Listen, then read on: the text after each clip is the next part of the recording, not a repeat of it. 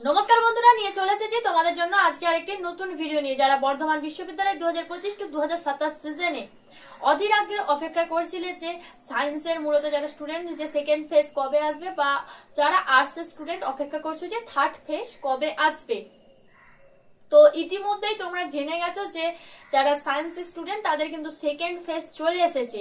তো second phase যে চলে এসেছে, সেকেন্ড ফেজ তোমাদের পুরোটা অনলাইন কাউন্সিলিং হবে। তো এই অনলাইন কাউন্সিলিং ব্যাপারটা কি বা কিভাবে ঘটে বা তোমাদের কি করতে হবে, কোথায় লিংক পাবে, সমস্তটা ডিটেলসে বলে দেবো। এবং আর্টসে কবে থার্ড ফেজ আসতে চলেছে সেটাও বলে দেবো, এবং সেটি অনলাইন কাউন্সিলিং হবে না অ্যালোকেশন লিস্ট আসবে প্রথম দুবারের মতো, সমস্তটা জানিয়ে দেবো। তার জন্য অবশ্যই ভিডিওটা প্রথম থেকে শেষ পর্যন্ত দেখতে হবে। এবং এই যে এই ভিডিওটি সায়েন্স এবং আর্টস দুটো বিভাগের স্টুডেন্টদের জন্যই কিন্তু জরুরি একটি ভিডিও, তাই ভিডিওটা দেখতে থাকো।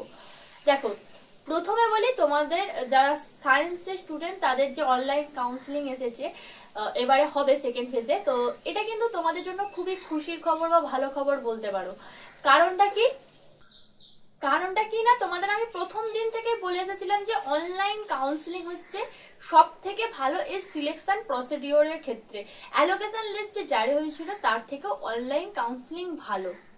দেখো, অ্যালোকেশন লিস্টে কি হলো না, তোমাদের ফেজ 1 অনেক দিন আগে বেরিয়েছিল, প্রসিডিওর কমপ্লিট হয়ে তারপরে তোমাদের পেমেন্ট অপশন সমস্ত কিছু ক্লিয়ার হয়ে যাওয়ার পর, ভেরিফিকেশন হয়ে যাওয়ার পর, অনেকটা লং টাইম প্রসেসিং চলার পর সেকেন্ড ফেজ এলো। এবার যদি নেক্সট বারও তোমাদের অ্যালোকেশন লিস্ট আসতো, সেক্ষেত্রে আবার তোমাদের কতগুলি সিট ফাঁকা আছে সেগুলো দেখতে হতো, তোমাদের আবার সেম ভাবে পেমেন্ট অপশন চালু করে দেওয়া, তারপরে তারা পেমেন্ট করা, ভেরিফিকেশন, সমস্তটা অনেকটা লং টাইম প্রসিডিওর। এবার তারপরে দেখা যাবে যে এখান থেকেও কিছু ছাত্রছাত্রী এমন আছে যারা ভর্তি হচ্ছে না। সবাইকে পেমেন্ট অপশন খুলে দেওয়া মানে ফর্ম ফিল আপ করেছে মানেই যে তারা ভর্তি হবে এমনটা নয়। সেহেতু অনেকেই ভর্তি হচ্ছে না, বাদ চলে যাচ্ছে, সেহেতু আবার নতুন করে লিস্ট প্রিপারেশন করে আবার নতুন করে পেমেন্ট অপশন খুলে দিয়ে আবার সমস্তটা করা, এই যে ব্যাপারটা অ্যালোকেশন লিস্ট, এটা কিন্তু অনেকটা সময় সাপেক্ষ, যেটা অনলাইন কাউন্সিলিং এ এতটা সময় লাগে না। এই যে অ্যালোকেশন লিস্ট, এখানে কি হয় না, তোমাদের যে যাদের নাম প্রকাশিত হয়েছে তারপরে যে তাদের যে পরের নাম আছে সেগুলোর নাম আসবে কিনা তোমাদের অপেক্ষা করতে হতো, বা সিলেবাসও এই যে লং টাইম চলার জন্য সিলেবাস থেকেও তোমরা পিছিয়ে যেতে, যার ফলে অ্যালোকেশন লিস্টটা অনেকটা সময় সাপেক্ষ এখানে বলা হচ্ছে, যেটা কিন্তু অনেকটা টাইম নেয়। কিন্তু অনলাইন কাউন্সিলিং এই যে ব্যাপারটি কিনা, অনলাইন কাউন্সিলিং খুবই একটা সহজ সিম্পল ব্যাপার। এই অনলাইন কাউন্সিলিং এর সময় এতটা লাগে না।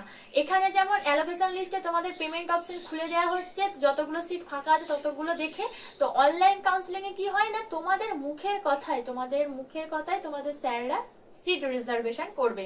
অর্থাৎ কেমন ব্যাপারটা, তো অনলাইন কাউন্সিলিং এ ফার্স্ট তোমাদের কাছে একটা গুগল লিংক থাকবে, প্রত্যেকটা সাবজেক্টের আলাদা আলাদা টাইম থাকবে এবং আলাদা আলাদা গুগল লিংক থাকবে। তো সেই টাইম এবং সেই যে লিংক প্রত্যেকটা সাবজেক্টের, যার যে সাবজেক্ট বা যার যে টাইম, সেই টাইমে গিয়ে সেই গুগল লিংকের মাধ্যমে তোমাদের গুগল মিটে জয়েন্ট হতে হবে। এবার তোমরা জয়েন্ট হয়ে গেলে, তো জয়েন্ট হয়ে যাওয়ার পর তোমাদের স্যাররা যখন আসবে, স্যাররা তোমাদেরকে জিজ্ঞেস করবে যে তুমি ভর্তি হয়েছো কিনা, ভর্তি হতে চাইছো কিনা, এটাই জাস্ট জিজ্ঞেস করবে, তুমি ভর্তি হতে চাইছো কিনা। যদি তুমি ভর্তি হও, হ্যাঁ বললে তোমাদের পরপর নাম বলবে সিরিয়াল অনুযায়ী। তো যারা হ্যাঁ বললে তারা সিলেক্ট, তো তাদের সিট রিজার্ভ হয়ে গেল তোমাদের মুখের কথাতেই। তো এবার যারা ভর্তি হতে চাইছো না তারা ভর্তি না বলে দেবে, তাহলেই তোমাদের সিটটা ক্যান্সেল হয়ে গেল, পরবর্তী জন সেখানে স্থান পেয়ে যাবে। তো এখানে কিন্তু খুব একটা টাইম লাগে না, কারণ তুমি তো তোমার সিটটা কনফার্ম করছো, তুমি নিশ্চিত ভর্তি আমি হব, সেই জন্যই তুমি হ্যাঁ বললে। সেহেতু স্যারদের আর ডবল করে এখানে খাটতে হবে না, যে স্যাররা কিছু জনকে পেমেন্ট অপশন খুলে দিল, তাদের মধ্যে কেউ করলো না, তো আবার খুলতে হবে পেমেন্ট অপশন, কতগুলো সিট ফাঁকা আছে দেখে, সেই ব্যাপারটা এখানে থাকছে না। তোমাদের মুখের কথাতে তোমাদের কিন্তু সিট রিজার্ভেশন হচ্ছে। তো এটা কিন্তু খুবই একটা অল্প সময়ের মধ্যে হয়ে যায়, এবং সেখানে যদি তোমাদের অনলাইন কাউন্সিলিং এ তোমরা ডিরেক্ট স্যারদের সাথে কথা বলতে পারবে, যদি কোনো রকম সমস্যা থেকে থাকে তোমাদের, সেটাও কিন্তু সেখানে আলোচনা করে নিতে পারবে। তো অনলাইন কাউন্সিলিং সব থেকে একটা বেস্ট মানে এই যে অ্যাডমিশন প্রসিডিওরের বেস্ট হচ্ছে অনলাইন কাউন্সিলিং। তোমাদের সমস্যা হলে তোমরা অনলাইন কাউন্সিলিং এ যুক্ত হলে কিন্তু বলতে পারবে। তো এখানে ভালো দিকটা কি হলো না, যারা অনলাইন কাউন্সিলিং এ ভর্তি হতে চাইছো তারা ভর্তি হলে, এবং যারা ভর্তি হতে চাইছো না তারা বাদ চলে গেলে, তো পরবর্তী জনেরাও কিন্তু চান্স পেয়ে গেল। তো কাউকে অপেক্ষায় বসে থাকতে হবে না, তো এটা একটা ভালো দিক। তো এর মধ্যে একটা খারাপ দিকও আছে। তো খারাপ দিকটা কি না, যদি একবার কেউ অনলাইন কাউন্সিলিং এ বাদ চলে যাও, তোমরা কোনোভাবে অ্যাটেন্ড থাকতে পারলে না, তো সেক্ষেত্রে তোমার দ্বিতীয় কোনো সুযোগ থাকবে না। অর্থাৎ তুমি যদি ভর্তি হতে চাও, তোমার যে নির্দিষ্ট সময় দেওয়া থাকবে, সেই নির্দিষ্ট সময় যে নির্দিষ্ট গুগল লিঙ্ক থাকবে সাবজেক্টের, সেই সাবজেক্টে কিন্তু সেই গুগল লিঙ্কের মাধ্যমে গুগল মিটে জয়েন হয়ে তোমাদের অনলাইন কাউন্সিলিং এ থাকতে হবে। যদি না থাকো, যদি ভর্তি হওয়ার ইচ্ছা আছে কিন্তু আমি গুগল মিটে জয়েন হতে পারলাম না কোনো কারণবশত, তাহলে তুমি এবছরের মতো ভর্তি হতে পারবে না। তো এটা একটা খারাপ দিক, কিন্তু বলতে গেলে অনলাইন কাউন্সিলিং সব থেকে ভালো দিক এই সিলেকশন প্রসিডিওরের ক্ষেত্রে। দেখো, অ্যালোকেশন লিস্ট যেটাতে তোমরা টাইম পেতে, যে আমাদের হাতে মিনিমাম 1 সপ্তাহ টাইম আছে সমস্ত প্রসিডিওর কমপ্লিট করার জন্য, তো অনলাইন কাউন্সিলিং এ সেই টাইমটা নেই। তো তোমাদের অনলাইন কাউন্সিলিং এ যোগ দেওয়ার পর তোমরা কিন্তু টাইম পাবে। প্রথমে যে অ্যালোকেশন লিস্টে তোমরা যেমন টাইম পেয়ে যাও, সেই রকম টাইম পাবে না। এখানে যোগ দেওয়ার পর তোমাদের টাইম দেওয়া হবে যে এত তারিখ থেকে এত তারিখ পেমেন্ট করবে, বা সমস্ত রকম জিনিসের জন্য আগে জয়েন্ট হতে হবে, তারপর এই অনলাইন কাউন্সিলিং এ তোমরা টাইম পাবে সমস্ত কাজকর্মের জন্য। তো এবার আসি যে তোমরা এই যে গুগল মিটের মাধ্যমে অনলাইন কাউন্সিলিং এ যোগ হবে, অনলাইন কাউন্সিলিং এর লিংক তোমরা কোথায় পাবে। দেখো, তোমরা যে ফর্ম ফিল আপ করেছিলে, যে মেল আইডি দিয়েছো, সেই মেল আইডিতে 10 তারিখের মধ্যে তোমাদের সাবজেক্ট অনুযায়ী গুগল লিংক পৌঁছে যাবে, এবং সেখানে টাইমও দেওয়া থাকবে। তো সেই টাইমে সেই লিংকে তোমাদের গিয়ে কিন্তু গুগল মিটে জয়েন্ট হতে হবে। এবার যদি কারণবশত দেখা যায় যে কোনো ভাবে তোমার কাছে মেসেজ গিয়ে পৌঁছায়নি, অর্থাৎ কখন তুমি লিংকটা পাওনি যে কখন তোমার অনলাইন কাউন্সিলিং হচ্ছে, সেক্ষেত্রে তোমাদের কিন্তু ইউনিভার্সিটি তাদের যে ইমেল আইডি, সেই ইমেল আইডি দিয়েছে, সেক্ষেত্রে তুমি তাদেরকে মেসেজ করে জানাতে পারবে কোনো রকম কোনো প্রবলেম হলে। যদি তোমার লিংক না আসে তোমার মেল আইডিতে, যেটাতে তোমরা ফর্ম ফিল আপ করেছো, সেই মেল আইডিতে কিন্তু তোমাদের মেল আসবে।